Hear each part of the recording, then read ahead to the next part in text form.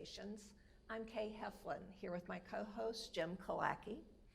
And this afternoon we are delighted to have a special guest with us. Those of you who attended the Chimes concert in December probably remember this couple gracefully dancing across the floor. And I mean, they really knew what they were doing when they danced. And today we are happy to have one half of that duo with us. Welcome, Linda Jackson. Thank you. Glad to be here. Maybe. Yeah. I'm sure you are. We usually start off with people taking us back a little bit in their childhood as to where they grew up, fond memories they have, special things they did. Born here in Greensboro. Okay. So I remember our house on Battleground Avenue at the time, and back when it was a two-lane road. So fond memories living there. And then moved on to Miami, Florida, at 7 years old. Oh. Basically due to my health. Mm-hmm. Lived there a number of years, and then my asthma came back and moved on to Denver, Colorado for a couple of years. So that really helped with my health. Mm-hmm. And then back to Greensboro. Did you come back to Greensboro as an adult or still during your childhood? I was in 11th grade Okay. when I came back to Greensboro. So Miami and Denver are very different environments. Yes, Which they did you are. like the best? Well, I really liked all of them. Miami, of course, you don't, at that age, that was second grade through 8th grade, you don't get to enjoy Miami as it is. But I remember a lot of fun times going to the beach with my mother. And then in Denver, of course, the snow, the mountains. It was a lot of fun. So enjoyed that. Indeed. And then coming back to Greensboro. After you finished high school, or maybe let people know which high school you attended here. Page High School. And that's still in existence, right? Yes, it is, Okay. to my knowledge. Okay. Yes. I think Page and Grimsley are at least within Rivals. the city proper, they're the two Yes. ones that you hear most about. Yeah. Now, my sister went to Grimsley before it was Grimsley. Mhm. So she graduated from Greensboro Senior High. Great, yes. And people who I've learned who did that are very pleased to tell you that it was Greensboro Yes. Senior High Yes, prior to Grimsley. right. Yes. So what happened after high school? Got married, went to work, and various, mainly secretarial jobs. Worked at Edmunds Drugstore for a while as a pharmacist assistant. That was during high school. And so didn't go to college until many years later when computers came into being, and got my computer science degree at GTCC, associate's degree. So that was fun. I wanted to learn more about computers because I was teaching the firm I worked with, the law firm, how to use their computers. So it'd be good for me to know how to use them before I taught them, and word processing and so forth. Gotcha. Yeah. And when did you retire? Oh, let's see, 7, 8, 9 years ago. What big changes did you see in your life or feel in your life with retirement? I got to sleep late. It's the main thing, number one, sleep late. You know, but of course in retirement you have to keep up with the doctor's appointments and so forth. Yeah. But all's good. Good.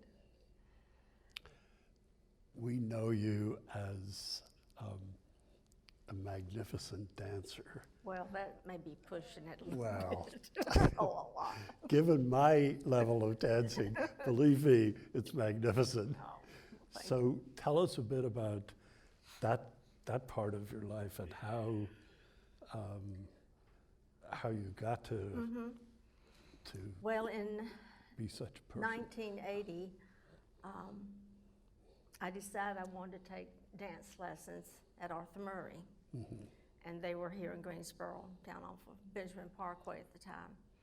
So I started taking lessons in January of 1980 and probably took lessons for about a year and really enjoyed it. And at that time, it was, you know, at night, and I'm working during the day at the law firm, and I was also involved with going to GTCC at the time. Then I taught WordPerfect. I mean, it was not WordPerfect at that time. It was Word, I believe, at that time. No, it was WordPerfect. It was WordPerfect. Taught that at GTCC Wow. for a number of years. And so the dancing kind of all meshed in with everything else I was doing. It was a relief, I guess, from the work world. But after about a year or so, you run out of money at some point if you take all those lessons. So they offered me a job there. And so I started learning to be an instructor, and after a few months of that, I How was neat. able to have my own students and so forth at the studio. So at the time in the 80s and probably into the 90s in Greensboro, were there places that people went to dances, like dance hall and, Yes, kind it of- was was that- called Daddy-O's uh-huh. over on High Point Road. Yeah. And was that it, or were there other There were dance other venues places too. There was a location over off of Gallimore Dairy Road. I'm trying to think. It was a large, like, boat type Yeah, structure. But that was a lot of fun. So we had, went there, and also there was different lounges that you could go to. And at that time we had, you know, you'd have your happy hours and you go get your snacks and dance. And so, especially with working at the studio, I had lots of dance partners. So we could all go out dancing yeah. every night. How neat. Yeah, it was fun, especially at Daddy-O's. Yeah. And what changed? Is that still in place? This is how unconnected I I don't am now. know. I think at one point in time, I mean, it survived, it may still be open, but I know they changed the type of music, I guess, Yeah. that they were doing. So I don't know if it's still there or not. Interesting. Probably not. Yeah. That was like after the Plantation Supper Club that used to be here and years ago, many years ago. Wow. So I think that you have done some things like competition with your dancing? Very little. Okay. When I was teaching, I had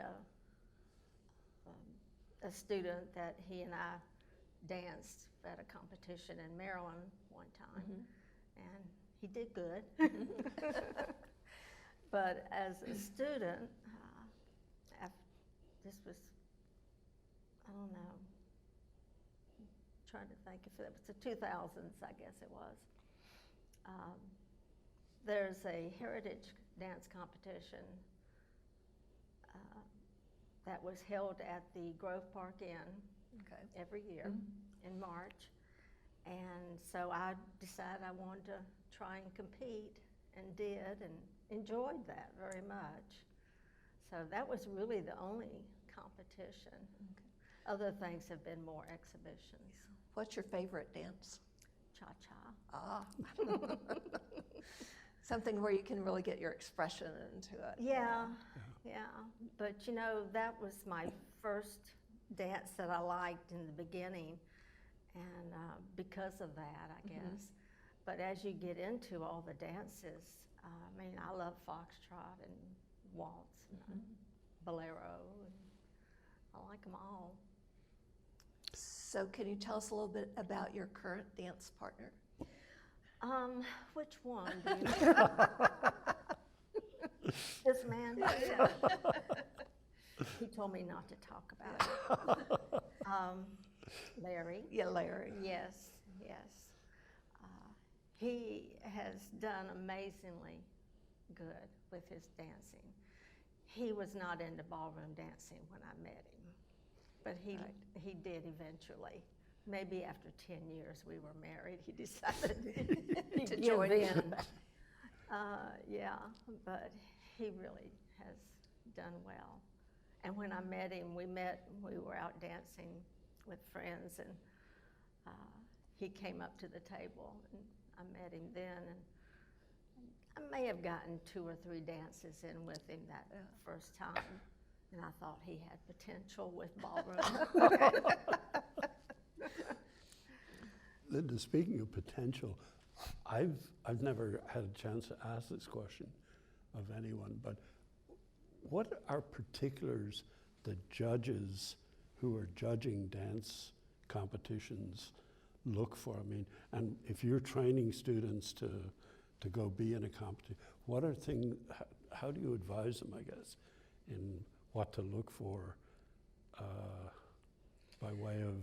Well, I think the main thing is go in there, you after you've practiced and practiced and practiced and got comfortable with your routine, and because most of the time they are routines, it isn't follow and lead. It is some, but it's mostly a routine that they're doing, and they do it over and over and over again. Yeah. And the judges are just looking for the foot placement and heel or toe lead or the hold in the dance and Cuban motion. So they look for everything. They're looking, and to have so many people on the floor at one time, I don't see how the judges do it.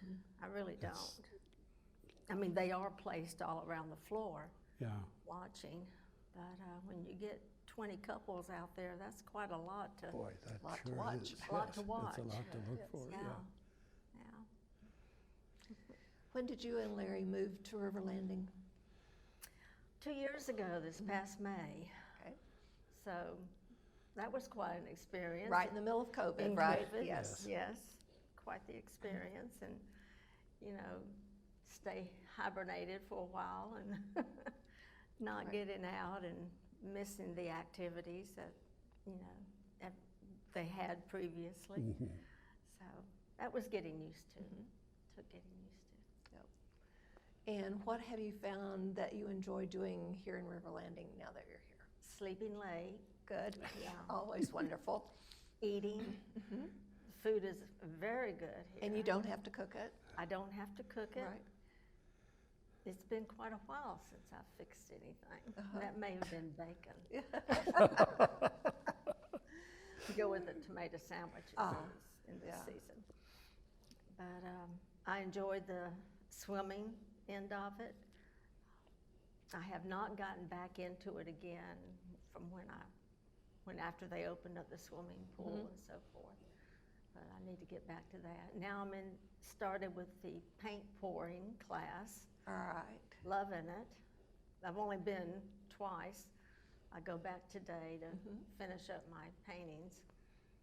So I like that. Yeah, I think that's kind of a revolution that's taken over It a lot. It really is. And there's a lot on YouTube about different things you Techniques. can do, exactly. Kind of lets everyone know that anyone can create a masterpiece, right? Right. Yeah. Did you know much about River Landing before you came here, or what prompted you to? We were taking here. dance lessons here. Oh, interesting. Alan Berryhill, he's a dance instructor, well, not dance instructor. He is that, but he's a teacher at North Carolina School of the Arts. And a longtime dance friend. So several of us dancers in our little community, we decided that we would hire him to teach us dancing. And we worked with River Landing, and they said we could use the Wellness Center, the little room over there, for our dance lessons. if we would provide about a 30-minute dance lesson for the residents prior to our lesson. How cool. So we opened it up. It was announced Yeah. that was available, and some folks took advantage of that because it didn't cost them anything. We paid for it. We paid the instructor. So that was how we got into River Landing. I mean, as far as getting introduced to it. And the location was perfect for us because Larry's mother just lived right down the road from here. And my sister lives over on Friendly Avenue. So kind of in between the two, we thought, oh, that'd be great. And then his mother moved. But it really has been a blessing to come here. It really has. Any surprises in general for you at River Landing? No, I think with our brief introduction with the dance lessons, we knew how friendly everybody was, so that wasn't a surprise. But it's the whole staff and everybody here has been very, very nice. You just have to wave at everybody. And you don't have to remember their names, Right. because they won't be insulted if. Well, it's nice to have the badges on. Yes, indeed, indeed. Thank God for the badges. Yes. Yeah. So no real big surprises. Were there any things that you thought about coming to this conversation today that you were going to say or you thought you'd be asked? And I've just remembered one now, that we haven't gotten to yet. Not really. Okay. What I just remembered was, Yes, what did you remember? I'm not following my script here. In all of time, if there were 3 people that you'd like to have a chance to visit with, who are they and why? That's a really hard, do you choose your mother, father, and, Well, relatives? Do you choose Abraham Lincoln? Things like that. It's really hard to pinpoint, who you would sit down with. There's so many folks that could qualify for that. So I guess now going back to my mother and father, so to meet with them again, and so that would probably be my 2 anyway. So Great. yeah. All right. All Linda, right. All right. Thank you for joining us, Linda. you're It's been welcome. delightful to have you. And we thank you for spending your time and sharing your story with the people of River Landing. No, my And we pleasure. hope all of you will join us again next Friday for another edition of River Landing Conversations.